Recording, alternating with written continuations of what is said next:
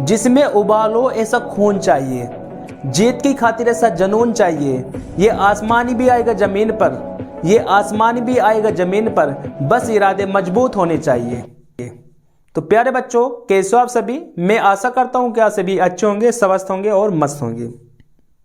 यदि बच्चों आप 10th क्लास में हो और आपको 10th क्लास में डर लग रहा है बोर्ड एग्जाम से कि हम बोर्ड एग्जाम को कैसे क्लियर करें, कैसे अच्छे नंबर प्राप्त करें, और आपके पास समय भी कम है, अब तक आपने साइंस में कुछ भी नहीं पढ़ा है और आप अभी साइंस में 0 हो, तो 0 से आप हीरो बन सकते हो कम समय में।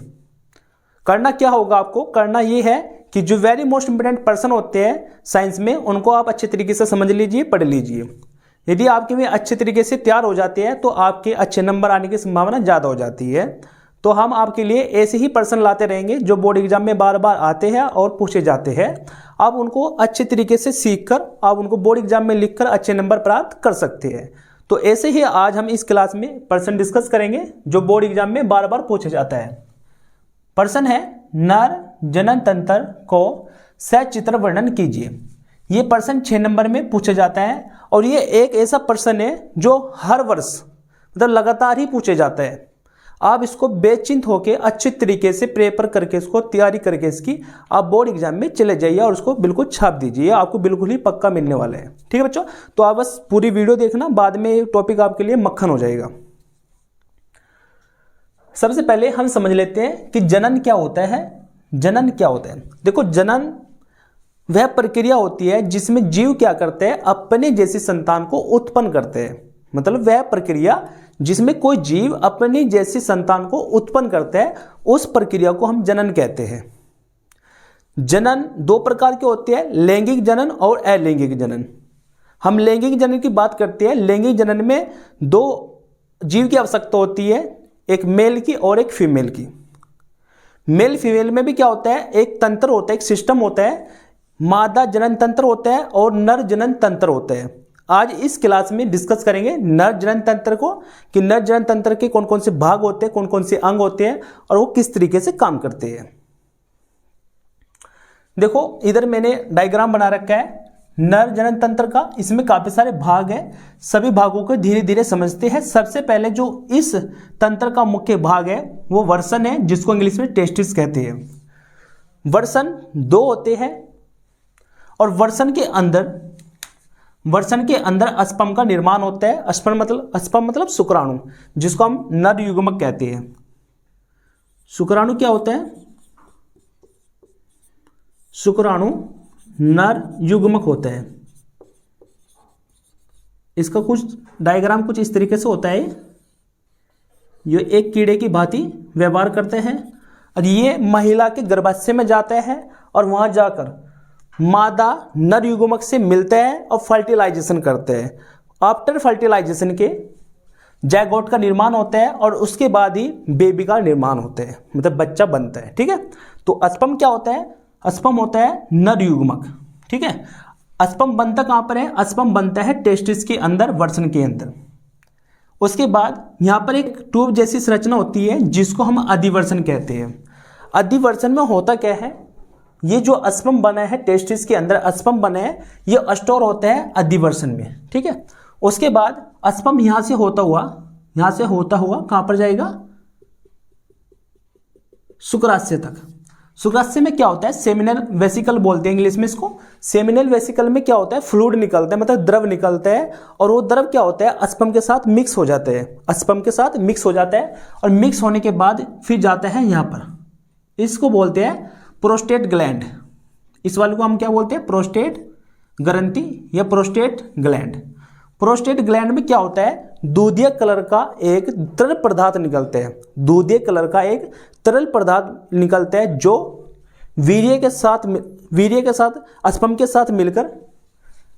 साथ मिलकर बाहर डिस्चार्ज हो जाता है। ठीक है, और इस नली को हम कहते हैं मूत्रवाहिनी। ठीक है, इस नली को हम क्या कहते हैं? मूत्रवाहिनी। और ये मूत्राशय होगा जिसमें पेशाब इकट्ठा होता है। ठीक है, पेशाब की थैली बोलते हैं इसको।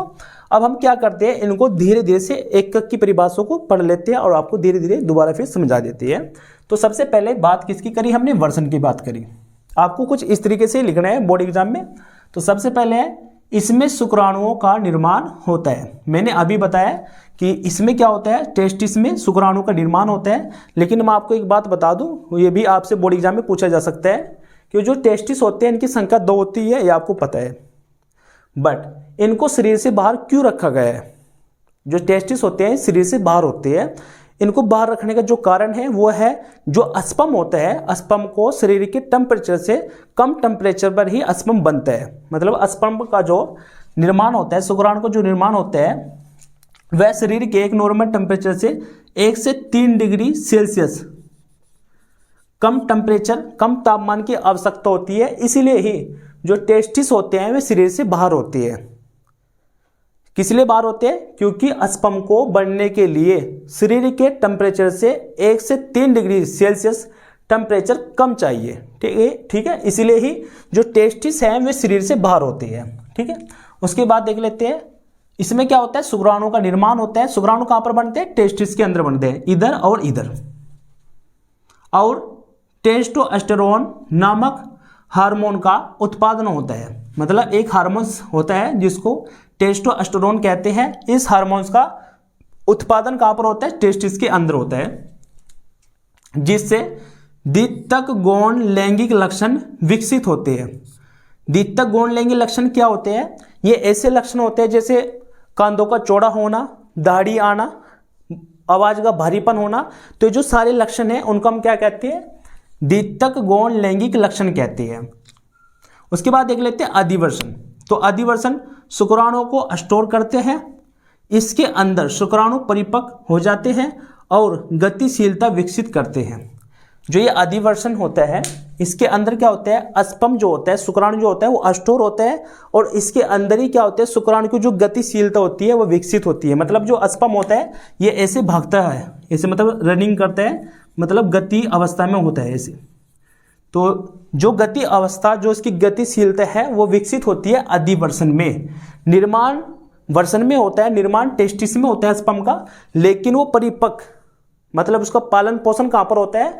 पालन पोषण होता है अधिवर्षण में, इस वाले भाग में। ठीक है, इस वाले भाग में होता है अस्पर्म का परिपक्व। ठीक है, उसके बाद है शुक्रवाहिका।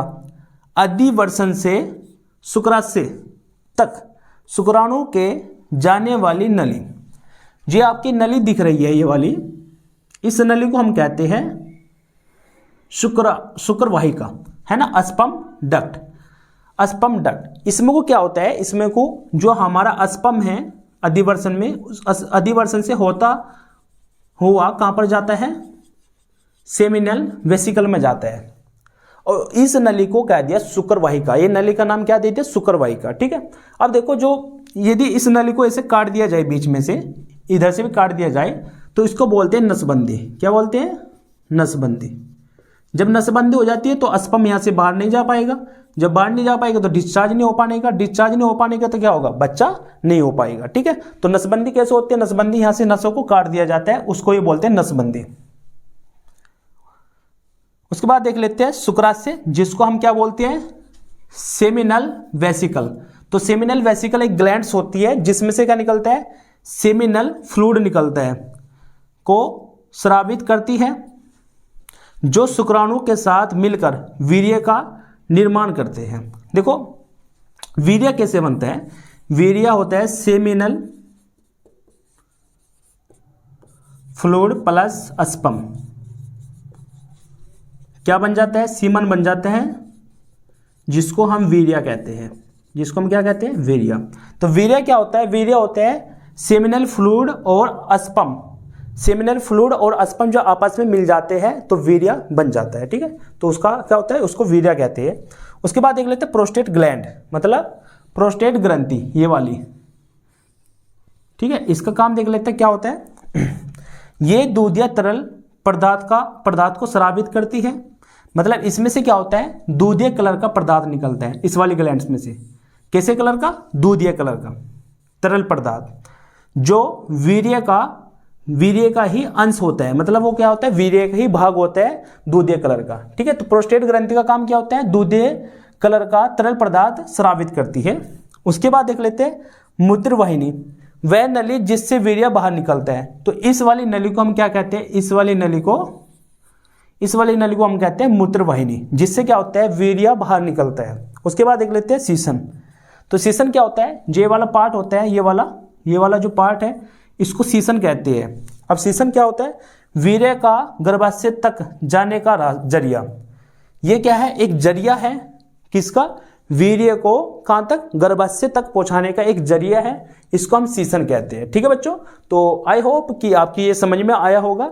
आप इसको अच्छी तरीके से तैयारी करके ही आपको बोर्ड एग्जाम में जाना है। ये एक ऐसा पर्सन है जो बोर्ड एग्जाम में बिल्कुल ही पूछे जाता है। ठीक है बच्चों, तो आप इसका स्क्रीनशॉट ले लीजिए और प्रॉपर अपने नोट्स बनाइए। अब मिलते हैं अगली वीडियो में, लेकिन पहले आप इसका स्क्रीनशॉट ले लो।